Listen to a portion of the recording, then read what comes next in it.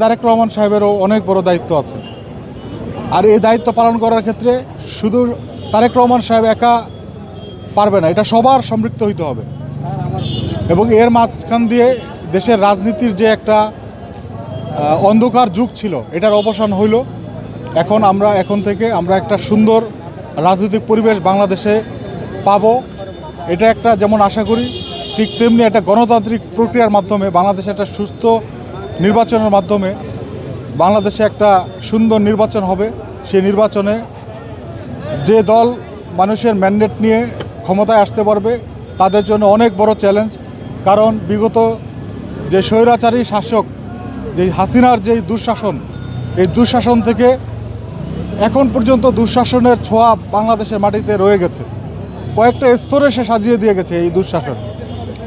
অতএব এটাকে নস্যাৎ করতে সবার সম্মিলিত প্রচেষ্টা লাগবে। শুধু একমাত্র তারেক রহমান সাহেব সব কিছু পারবে না, প্রত্যেকটা মানুষকে এগিয়ে আসতে হবে এই দেশকে গঠন করার জন্য, এই দেশের গণতান্ত্রিক প্রক্রিয়াকে এগিয়ে নেওয়ার জন্য। অতএব আমি আশা করব প্রত্যেকটা মানুষ, আমাদের মতো সাধারণ মানুষ যারা রয়েছেন, তাদের সবাইকে নিজ উদ্যোগে এবং কেয়ারফুললি দেশকে এগিয়ে নেওয়ার ক্ষেত্রে ভূমিকা রাখতে হবে।